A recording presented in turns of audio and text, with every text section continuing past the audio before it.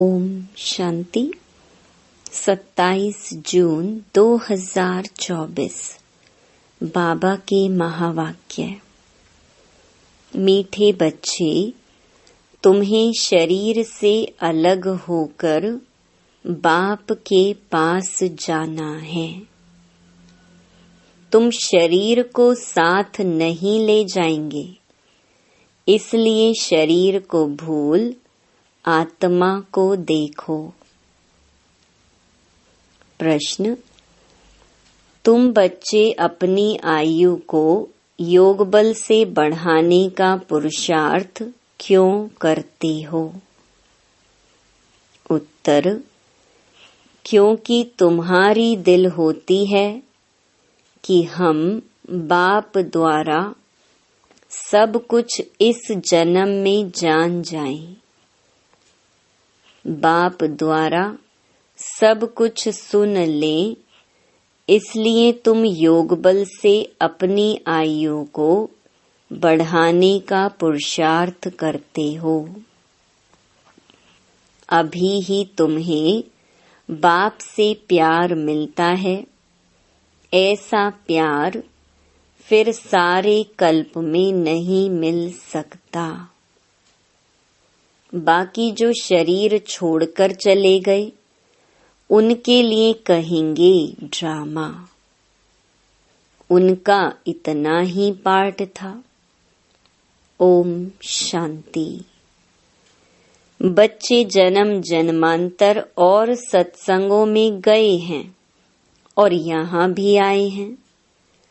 वास्तव में इसको भी सत्संग कहा जाता है।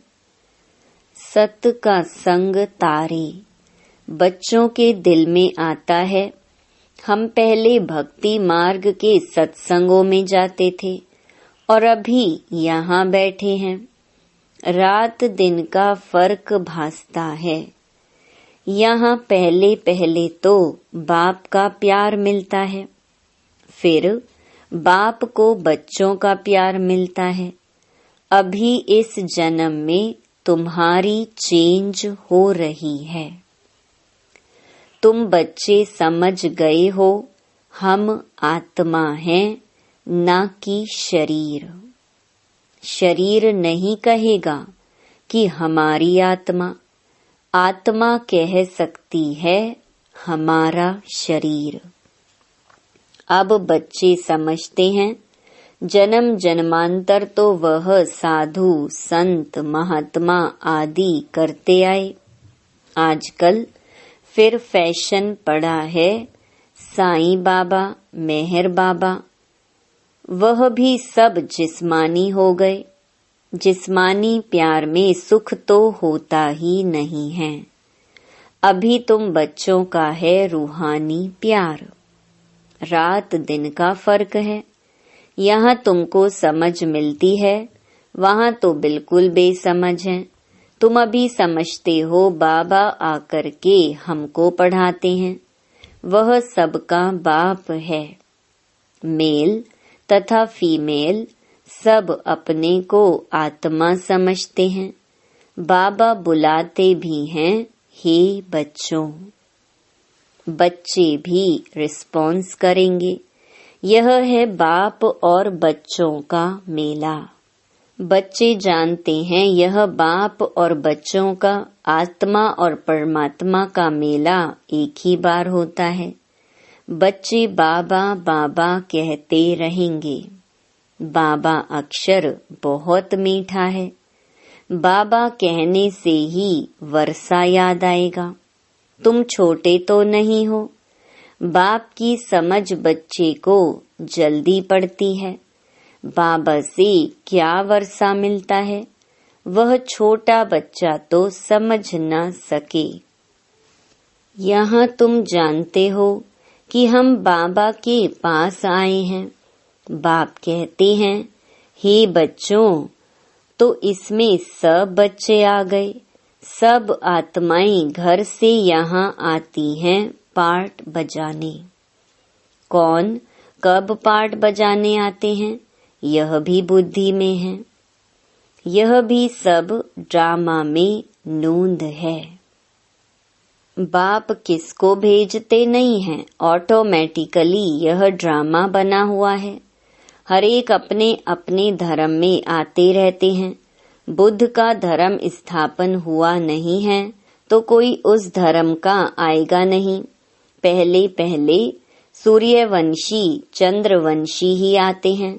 जो बाप से अच्छी रीति पढ़ते हैं वही नंबरवार सूर्यवंशी चंद्रवंशी में शरीर लेते हैं। वहाँ विकार की तो बात नहीं। योग बल से आत्मा आकर गर्भ में प्रवेश करती है। उससे समझेंगे कि मेरी आत्मा इस शरीर में जाकर प्रवेश करेगी। बूढ़े समझते हैं हमारी आत्मा योग बल से जाकर यह शरीर लेगी। मेरी आत्मा अब पुनर्जन्म लेती है। वह बाप भी समझते हैं हमारे पास बच्चा आया है। बच्चे की आत्मा आ रही है जिसका साक्षात्कार होता है। वह अपने लिए समझते हैं हम जाकर दूसरे शरीर में प्रवेश करते हैं। यह भी विचार उठते हैं ना। जरूर वहाँ का कायदा होगा। बच्चा किस आयु में आएगा वहाँ तो सब रेगुलर चलता है ना। वह तो आगे चल महसूस होगा, सब मालूम पड़ेगा। ऐसे तो नहीं 15-20 वर्ष में कोई बच्चा होगा जैसे यहाँ होता है। नहीं, वहाँ आयु 150 वर्ष की होती है तो बच्चा तब आएगा जब आधा लाइफ से थोड़ा आगे होंगे। उस समय बच्चा आता है क्योंकि वहाँ आयु बड़ी होती है। एक ही तो बच्चा आना होता है, फिर बच्ची भी आनी है। कायदा होगा। पहले बच्चे की फिर बच्ची की आत्मा आती है। विवेक कहता है पहले बच्चा आना चाहिए, पहले मेल पीछे फीमेल। 8-10 वर्ष देरी से आएंगे। आगे चल तुम बच्चों को साक्षात्कार होना है। कैसे? वहाँ की रस्म रिवाज है। यह सब बातें नई दुनिया की बाप बैठ समझाते हैं। बाप ही नई दुनिया स्थापन करने वाला है। रस्म रिवाज भी जरूर सुनाते जाएंगे। आगे चल बहुत सुनाएंगे और तब साक्षात्कार होते रहेंगे। बच्चे कैसे पैदा होंगे कोई नई बात नहीं। तुम तो ऐसी जगह जाते हो जहाँ कल्प कल्प जाना ही पड़ता है। वैकुंठ तो अब नजदीक आ गया है। अब तो बिल्कुल नजदीक ही आकर पहुँचे हो। हर एक बात तुमको नजदीक देखने आएगी जितना तुम ज्ञान योग में मजबूत होते जाएंगे। अनेक बार तुमने पाठ बजाया है, अभी तुमको समझ मिलती है जो ही तुम साथ ले जाएंगे। वहाँ की क्या रस्म रिवाज होगी सब जान जाएंगे। शुरू में तुमको सब साक्षात्कार हुए थे। उस समय तो अजुन तुम अल्फ बे पढ़ते थे। फिर लास्ट में भी जरूर तुमको साक्षात्कार होने चाहिए। सो बाप बैठ सुनाते हैं। वह सब देखने की चाहना तुमको यहाँ होगी। समझेंगे कहाँ शरीर ना छूट जाए, सब कुछ देख कर जाए। इसमें आयु बढ़ाने के लिए चाहिए योग बल। जो बाप से सब कुछ सुने, सब कुछ देखें। जो पहले से गए उनका चिंतन नहीं करना चाहिए। वह तो ड्रामा का पार्ट है। तकदीर में नहीं था ज्यादा बाप से लव लेना, क्योंकि जितना जितना तुम सर्विसेबल बनते हो तो बाप को बहुत बहुत प्यारे लगते हो। जितना सर्विस करते हो, जितना बाप को याद करते हो, वह याद जमती रहेगी। तुमको बहुत मजा आएगा। अभी तुम बनते हो ईश्वरीय संतान। बाप कहते हैं, तुम आत्माएं हमारे पास थी ना। भक्ति मार्ग में मुक्ति के लिए बहुत परिश्रम करते हैं। जीवन मुक्ति को तो जानते नहीं। यह बहुत लवली ज्ञान है। बहुत लव रहता है। बाप बाप भी है, टीचर भी है, सतगुरु भी है। सच्चा सच्चा सुप्रीम बाबा है जो हमको 21 जन्मों के लिए सुख धाम में ले जाते हैं। आत्मा ही दुखी होती है, दुख सुख आत्मा ही महसूस करती है। कहा भी जाता है, पाप आत्मा पुण्य आत्मा। अभी बाप आए हैं हमको सभी दुखों से छुड़ाने। अभी तुम बच्चों को बेहद में जाना है। सब सुखी हो जाएंगे। सारी दुनिया ही सुखी हो जाएगी। ड्रामा में पार्ट है, उनको भी तुम समझ गए हो। तुम कितना खुशी में रहते हो। बाबा आया है हमको स्वर्ग में ले चलने लिए। हम सब आत्माओं को स्वर्ग में ले जाएंगे। बाप धैर्य देते हैं, मीठे मीठे बच्चों, मैं तुमको सब दुखों से दूर करने आया हूँ। तो ऐसे बाप से कितना प्यार होना चाहिए। सभी संबंधों ने तुमको दुख दिया है। यह है ही दुखदाई संतान। तुम दुखी होते दुख की ही बातें सुनते आए हो। अब बाप सब बातें समझा रही हैं। अनेक बार समझाया है और चक्रवर्ती राजा बनाया है। तो जो बाप हमको ऐसा स्वर्ग का मालिक बनाते हैं, उन पर कितना प्यार होना चाहिए। एक बाप को ही तुम याद करते हो। सिवाय बाप के और कोई से संबंध नहीं। आत्मा को ही समझाया जाता है, हम सुप्रीम बाप के बच्चे हैं। अब जैसे हमको रास्ता मिला है, फिर औरों को भी सुख का रास्ता बताना है। तुमको सिर्फ आधा कल्प के लिए ही नहीं, पौना कल्प के लिए सुख मिलता है। तुम पर भी कई कुर्बान जाते हैं, क्योंकि तुम बाप का संदेश बताकर सब दुख दूर कर देते हो। तुम समझते हो, इन्हें भी, ब्रह्मा को भी यह नॉलेज सुप्रीम बाप से मिलती है। यह फिर हमको पैगाम देते हैं, हम फिर औरों को पैगाम देंगे। बाप का परिचय देते सब बच्चों को जगाते रहते हैं अज्ञान नींद से। भक्ति को अज्ञान कहा जाता है। ज्ञान और भक्ति अलग अलग हैं। ज्ञान सागर बाप अब तुम बच्चों को ज्ञान सिखला रही हैं।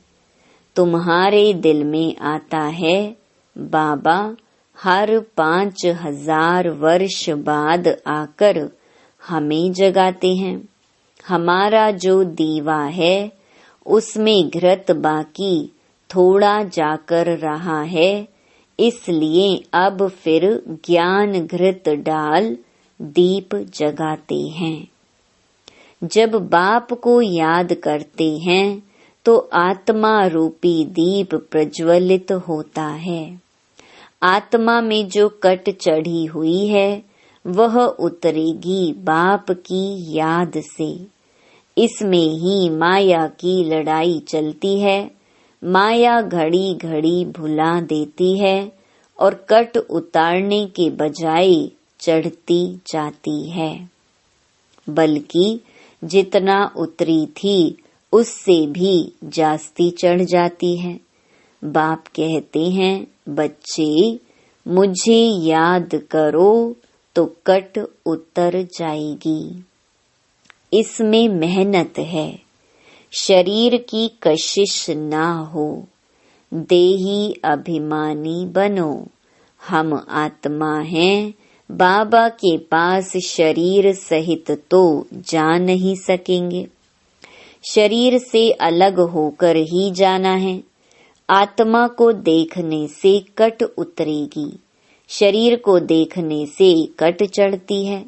कभी चढ़ती कभी उतरती, यह चलता रहता है। कभी नीचे कभी ऊपर, बड़ा नाजुक रास्ता है। यह होते होते पिछाड़ी में कर्मातीत अवस्था को पाते हैं। मुख्य हर बात में आंखें ही धोखा देती हैं, इसलिए शरीर को ना देखो। हमारी बुद्धि शांति धाम सुख धाम में लटकी हुई है और दैवी गुण भी धारण करने हैं। भोजन भी शुद्ध खाना है, देवताओं का पवित्र भोजन है। वैष्णव अक्षर विष्णु से निकला है। देवता कभी गंदी चीज थोड़े ही खाते होंगे। विष्णु का मंदिर है जिसको नर नारायण भी कहते हैं। अब लक्ष्मी नारायण तो साकारी ठहरे, उनको 4 भुजा होनी नहीं चाहिए, परंतु भक्ति मार्ग में उनको भी 4 भुजा दी हैं। इसको कहा जाता है बेहद का अज्ञान। समझते नहीं कि 4 भुजा वाला कोई मनुष्य तो हो नहीं सकता। सतयुग में 2 भुजा वाले होते हैं। ब्रह्मा को भी 2 भुजाएं हैं। ब्रह्मा की बेटी सरस्वती, उनको फिर मिलाकर 4 भुजा दी हैं। अब सरस्वती कोई ब्रह्मा की स्त्री नहीं है, यह तो प्रजापिता ब्रह्मा की बेटी है। जितने बच्चे एडॉप्ट होते जाते हैं उतनी इनकी भुजाएं बढ़ती जाती हैं। ब्रह्मा की ही 108 भुजाएं कहते हैं, विष्णु व शंकर की नहीं कहेंगे। ब्रह्मा की भुजाएं बहुत हैं, भक्ति मार्ग में तो कुछ समझ नहीं। बाप आकर बच्चों को समझाते हैं, तुम कहते हो बाबा ने आकर हमको समझदार बनाया है। मनुष्य कहते हैं हम शिव के भक्त हैं। अच्छा, तुम शिव को क्या समझते हो? अभी तुम समझते हो शिव बाबा सब आत्माओं का बाप है, इसलिए उनकी पूजा करते हैं। मुख्य बात बाप कहते हैं, माँ में कम याद करो। तुमने बुलाया भी है, हे पतित पावन, आकर हमको पावन बनाओ। सभी पुकारते ही रहते हैं, पतित पावन सीताराम। यह भी गाते रहते थे। बाबा को थोड़े ही मालूम था कि बाप स्वयं आकर मेरे में प्रवेश करेंगे। कितना वंडर है, कभी ख्याल में भी नहीं था। पहले तो आश्चर्य खाते थे, यह क्या होता है, मैं किसको देखता हूँ। तो बैठे बैठे उनको कशिश होती है, यह क्या होता है। शिव बाबा कशिश करते थे। सामने बैठो तो ध्यान में चले जाते थे। आश्चर्य में पड़ गए, यह क्या है। इन बातों को समझने के लिए फिर एकांत चाहिए। तब वैराग्य आने लगा, कहाँ जाऊं? अच्छा, बनारस जाता हूँ। यह उनकी कशिश थी जो इसको भी कराते थे। इतनी बड़ी कारोबार सब छोड़कर गया। उन बिचारों को क्या पता कि बनारस में क्यों जाते हैं। फिर वहां बगीचे में जाकर ठहरा। वहां पेंसिल हाथ में उठाकर दीवारों पर चक्कर बैठ निकालता था। बाबा क्या कराते थे कुछ पता नहीं पड़ता था। रात को नींद आ जाती थी। समझता था कहाँ उड़ गया हूँ। फिर जैसे नीचे आ जाता था। कुछ पता नहीं क्या हो रहा है। शुरू में कितने साक्षात्कार होते थे। बच्चियां बैठे बैठे ध्यान में चली जाती थी। तुमने बहुत कुछ देखा है। तुम कहेंगे जो हमने देखा सो तुमने नहीं देखा। फिर पिछाड़ी में भी बाबा बहुत साक्षात्कार कराएंगे, क्योंकि नजदीक होते जाएंगे। अच्छा, मीठे मीठे सिकिलधे बच्चों प्रति मात पिता बाप दादा का याद प्यार और गुड मॉर्निंग। रूहानी बाप की रूहानी बच्चों को नमस्ते। धारणा के लिए मुख्य सार। पहला, बाप का संदेश सुनाकर सबके दुख दूर करने हैं। सबको सुख का रास्ता बताना है। हदों से निकल बेहद में जाना है। दूसरा, अंत के सब साक्षात्कार करने के लिए तथा बाप के प्यार की पालना लेने के लिए ज्ञान योग में मजबूत बनना है। दूसरों का चिंतन ना कर योग बल से अपनी आयु बढ़ानी है। वरदान, अलबेलेपन व अटेंशन के अभिमान को छोड़ बाप की मदद के पात्र बनने वाले सहज पुरुषार्थी भव। कई बच्चे हिम्मत रखने के बजाय अलबेलेपन के कारण अभिमान में आ जाते हैं कि हम तो सदा पात्र हैं ही। बाप हमें मदद नहीं करेंगे तो किसको करेंगे। इस अभिमान के कारण हिम्मत की विधि को भूल जाते हैं। कईयों में फिर स्वयं पर अटेंशन देने का भी अभिमान रहता, जो मदद से वंचित कर देता है। समझते हैं हमने तो बहुत योग लगा लिया, ज्ञानी योगी तो आत्मा बन गए, सेवा की राजधानी बन गई।